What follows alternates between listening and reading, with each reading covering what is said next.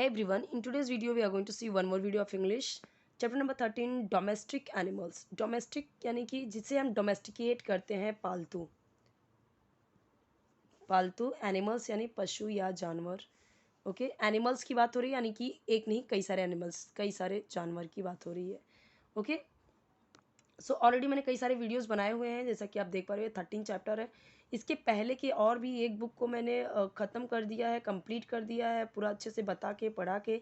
सो आप उसे भी देखिए और प्लेलिस्ट दो हैं, आप उसे ज़रूर देखिए. दोनों ही प्लेलिस्ट जो आपके लिए हेल्पफुल है आप उसके वीडियोज़ देखिए. The following are the domestic animals. Okay, यानी कि बोला गया है ये जो नीचे दिए गए हैं आर यानी हैं डोमेस्टिक एनिमल्स. काव सबको पता है, काव. एक्चुअली यहाँ पे छोटी छोटी चीज़ें हैं जो सबको पता है, बट उसे प्रोनाउंसिएशन उसका करेक्ट साउंड कैसे बोलना है यानी कि उसे प्रोनाउंस कैसे करना है वो चीज़ें जाननी ज़रूरी है. जैसे अब इसे कई सारे लोग ना बुलक बोल देते हैं तो वो रॉन्ग हो जाता है. बुलॉक, बुलॉक यानी बैल.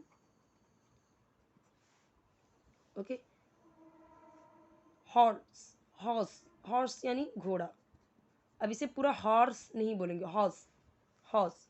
बफलो, अब इसे बहुत सारे लोग बफेलो भी बोलते हैं जो कि रॉन्ग होता है. बफलो, बफलो मीन्स भैंस. Buffalo. Sheep, sheep. Goat, got नहीं होगा, ये गोट ही होगा. ओके, तो ये चीज़ें ध्यान रखनी है. स्टोरी वाले भी वीडियोस हैं, तो जिनकी इंग्लिश जिनको थोड़ी रीडिंग वगैरह आती है उनके लिए स्टोरी वाले वीडियोस काफ़ी हेल्पफुल होंगे. ये उनके लिए है जो एकदम स्टार्टिंग से स्टार्ट करना चाहते हैं. ओके, डॉग यहाँ पे देख ही सकते हैं, डॉग का मतलब सबको पता है, हैन का मतलब भी सबको पता है. ओके, तो ये चीज़ें हैं जो कि सबको ही पता है. डोंकी, इसे डंकी नहीं पढ़ेंगे, जैसे हम मंकी बोलते हैं MONKEY, उसे हम मंकी पढ़ते हैं. इस तरह से इसे डंकी नहीं पढ़ेंगे, डोंकी. डोंकी यानी गधा या फिर खच्चर. कैमल, कैमल, कैमल मीन्स ऊँट. कैमल, ऊँट. अभी यहाँ पे कुछ लाइंस दी गई हैं जो इंपॉर्टेंट है, इसमें कुछ रूल्स भी हैं ग्रामर के, उसे भी हम देखेंगे. Domestic animals are useful to us. Domestic मैंने आपको पहले ही बता दिया है, तो ये चीज़ें आपको ध्यान रखनी है क्योंकि एनिमल्स आया इसीलिए यहाँ पे आर यूज़ हुआ है. यूजफुल यानी उपयोगी, टू अस हमारे लिए. Domestic animals are useful to us. Are आया क्योंकि यहाँ पे एस आया. सो ये चीज़ें मैंने आपको बताई हैं कि अगर प्रेजेंट कंटिन्यूस टेंस है या फिर हम प्रेजेंट की बात कर रहे हैं, कोई स्टेट दिखा रहे हैं, उसका पोजेशन दिखा रहे हैं, तो वो क्या होता है वहाँ पे हम इज़ एम आर का यूज़ करते हैं. जैसे मैंने बोला आई एम अ टीचर, सो आई के बाद एम यूज़ हुआ, तो हमेशा प्रेजेंट कंटिन्यूस टेंस में भी आई के साथ एम ही होता है जब हम प्रेजेंट की बात करते हैं. लेकिन अगर वही चीज़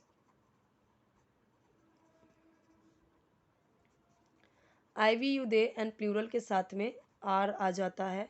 ही, शी, इट सिंगुलर के साथ में इज़ आ जाता है. ओके, अब अगर यहाँ पे एनिमल होता तो होता domestic animal is useful to us. क्योंकि एनिमल्स आ गया दैट मीन्स कि ये क्या हो गया, ये हो गया प्लूरल, इसीलिए आ गया आर. प्लूरल यानी बहुवचन हो गया, है ना. cows and buffalo give us milk. give us milk. अगर यहाँ पे सिर्फ काव होता, काव एस नहीं होता और बफलो भी नहीं होता, सिर्फ एक काव होता, काव गिव्स अस मिल्क होता. क्यों ऐसा होता, क्योंकि देखिए ये सब्जेक्ट हुए काउज, काउज एंड बफलोज, तो ये सब्जेक्ट हुए. सब्जेक्ट के तुरंत बाद आया है verb, that means it's present indefinite tense या सिंपल प्रेजेंट जिसे हम कहते हैं. उसका रूल होता है हिंदी में अगर हम देखें तो ताहे तीहे के सेंस में ख़त्म. जैसे मैंने बोला कि गाय, गाय और भैंस हमें दूध देती हैं, तो ताहे तीहे आया, देती हैं, ती हैं, तो हिंदी में इस तरीके से आता है. और जब ऐसे सेंटेंसेस आपको बोलने होते हैं सब्जेक्ट के बाद तुरंत वर्ब लगाना होता है. बस करना क्या होता है, आपको थोड़ा सा रूल देखना है जो कि मैं हर वीडियो में बताती हूँ आपको, ताकि आपको चीज़ें एकदम से याद हो जाए, लर्न हो जाए, बाय हार्ट हो जाए.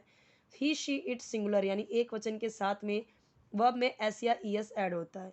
वहीं आई वी यू दे के साथ में या प्लूरल के साथ में वर्ब में एस या ई एस नहीं ऐड होता. इसीलिए जब यहाँ पे प्लूरल हुआ, क्योंकि काउज, एक काउ की बात नहीं कर रहे, कई सारी गाय आ गई। बफलो, वैसे ही अगर मैं बोलती काउ एंड बफलो तब भी दो हो गए, तब भी प्लूरल हो गया, एक से दो हो गए तो वो प्लूरल हो जाता है।